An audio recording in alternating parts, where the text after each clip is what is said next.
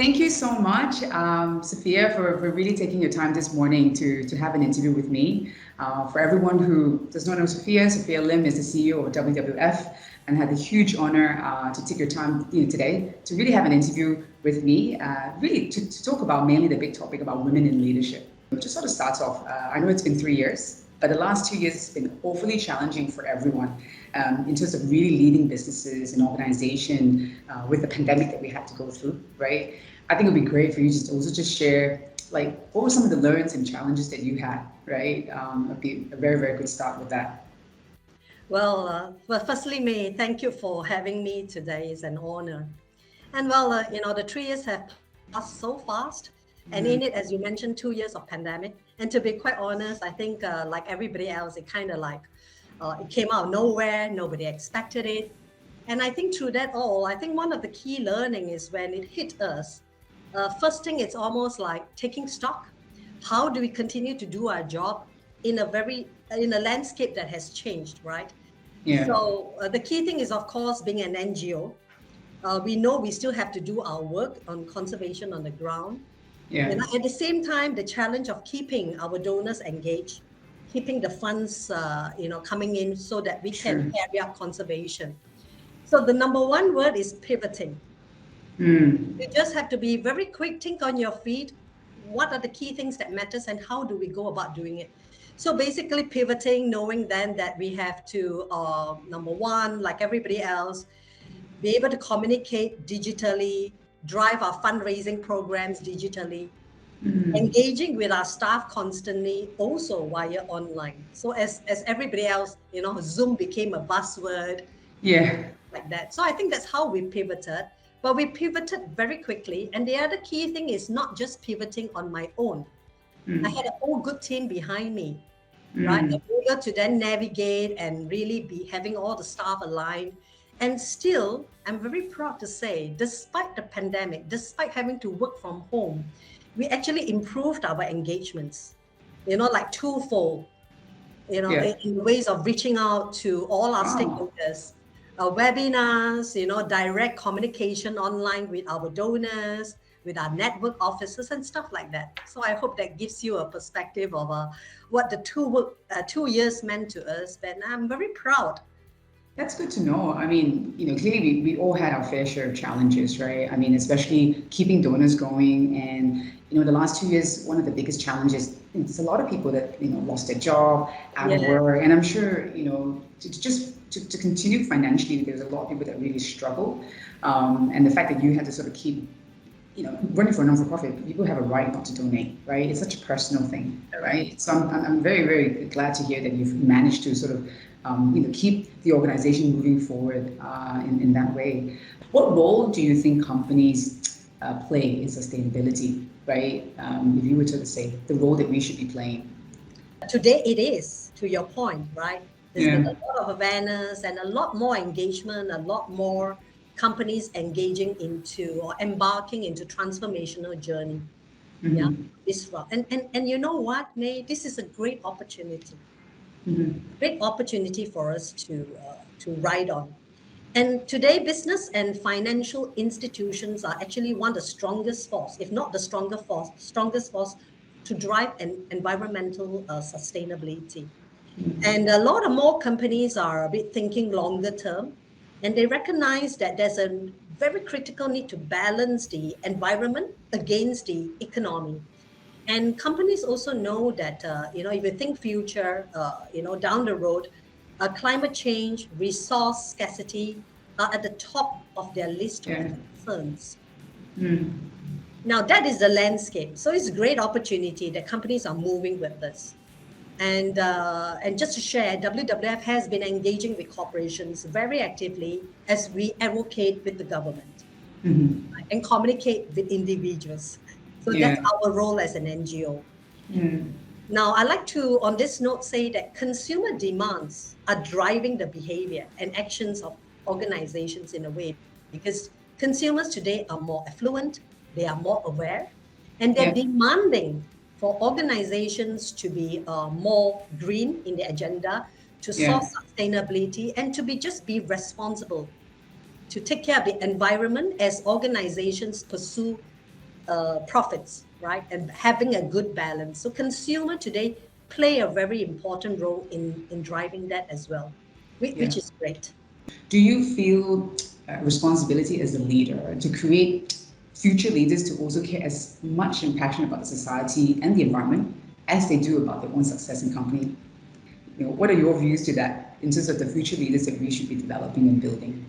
I have a very strong passion for environmental protection and conservation, and that's why I joined WWF, despite Yeah. being corporate life in my past.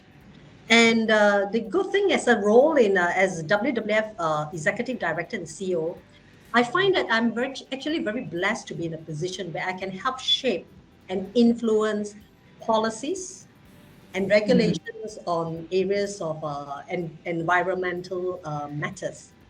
And as I mentioned, to do this, I can't be working on my own. So, as you know, May, I'm also a certified coach. And from my experience of my past leadership roles, firstly, I believe nobody works alone. Leadership is not about a position that I have or a title that I have. You know, in the past 2 years of the pandemic, I'm so proud of the team in WWF Malaysia. They all became leaders in their own right. You know, Mhm. working remotely, working digitally. We Yeah. did more as a team than we ever have. And I mentioned to you more engagements, and I was very proud when I saw my teams playing a very active role in webinars, speaking up for environment, speaking up for and Yeah. sustainability. Clearly, we know, like zooming into Malaysia recently, the floods, like a lot of companies have been doing a lot of significant resources into providing aid to others, right, that has been impacted, right? We know the power of social media, how CSR can really, run. And you clearly would have some good examples, and of course, WWF does that a lot, right? Are there some good examples you can share of good and bad CSR that you have seen, right? So that it's also good to get some advice from you, what corporates can do better in driving this forward. Yeah. Well, being a positive person, maybe I'll look at what has worked. I think Yeah. the key thing for any good CSR to be successful in any organization, firstly, organizations must have a strong sense and a clear sense of purpose. Mhm. Right? What is their vision? What is their mission? What will be the DNA of the organization? What they set out to do? And I think with that clear sense of purpose, and if you get staff behind you that are aligned and with the same values, I think that's where success will just be, almost a natural outcome, right? So with that, if that's aligned, any CSR programs that the organization embarks on, if it serves those purpose, I'm sure that staff will be behind it and Yeah. will act and support and be, and carry it out as one. Yeah. Yeah. But and to answer your question, what would make good CSR initiatives? I think for companies, they can consider, of course, engaging in charitable work that is aligned to their purpose, Okay. source responsibly, for example. Yeah. Now, and going beyond from the company side, right? I think what will be also good to get your view as well. Now, of course, you working for a direct NGO, every day you play a positive role in giving back, right? Yes. Perhaps not everyone had the opportunity, and a lot of us are also working in corporate environment, like so corporate roles, but we do want to give back. Right. So, How do you think individuals who don't work for an NGO can also make an impact by building a successful career, but also using the resources of the company that they work for to really also contribute to give back from an individual standpoint? What advice do you think you have from Good that angle? question. Good question. Mm, I've also, in my own way, a lot of people say, I want to help, but how can I do it? yeah. And I always respond by saying that, everybody plays a part in this. Not one organization or party can make this. So all individual actions will contribute to Mhm. this, right? So small actions by individuals, but will create big impact, Mhm. right? And this is in line with our motto of Together Possible. So Yeah. individuals can, of course, play their part, whether it is, just simple daily stuff as we go on with our routine life, they can make a difference. Um, Recycle, be conscious of not wasting food, Mhm. um, things of ways, how you can, do your part to reduce carbon and Yeah. single-use plastic. very common, but it is very important. So little action like this can contribute.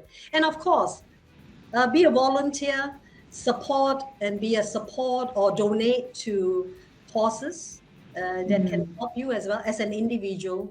So, example, WWF, we do have a volunteer program. You can just go onto our website, register. And in that way, as an individual, you can help us support a bigger cause. Okay. Actually, I didn't know that about that program as well. So that's actually open to anyone that wants to volunteer. Yes. And how do you coordinate that? Like, is it just when you have different initiative projects, then you're actually open to the volunteers to come and support and help? Yeah, firstly, we are actually at the beginning stage of really having a database of our volunteers. We have a lot of people like, how can I be an intern and all that? So we are actually developing a process for that. But even as we speak, you can register your interest through our website. We will already keep you in our data bank. And should there be projects that we think are relevant and to where you are geographically, to your interest, then we value that resource on a volunteer basis. Is there anything that you also like to sort of send a message out, right? I think good for us to also know more about what WWF is doing. Regularly we have a lot of programs, we have a lot of projects.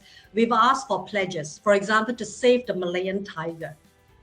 So when such pledge they come across through the social media primarily, please do pledge. And we will be embarking on our Earth Hour. Switch off your lights at the end of the last week of March, at 8:30 p.m. We will also have a virtual run, and donations would be going to our conservation cause. And I'm very happy and proud to share that this year is WWF Malaysia's 50th anniversary. Right. Nice. In conjunction with this, so there'll be a lot of events, there will be a lot of programs that we're embarking on. So if you see such pledges and all that, just sign up, because collectively, when we have a voice, a bigger voice than just an NGO like the WWF, we can lead the way, but we can only be successful if we have the public behind us. Then I think it speaks volume. And on this, I would like to mention that we are very passionate to save our Malayan tiger, which is on the brink of extinction. Our request is for all public to support us on that. And I'm also very pleased to note that through our years of advocacy, the government has also launched, some strategic points on saving the tiger. So it takes all to work. The government, the public sector, and on this note, for example, I mentioned that the corporation like Maybank has been a corporate partner through the years in helping us to save our tiger. And the public can play a role, voice out, speak up for the tiger that has no voice, right? Because at the end, the tiger is our national jata. And this year is the year of the tiger. Thank you so much for your time today. Thank you. Look forward to catching up with you in person for sure.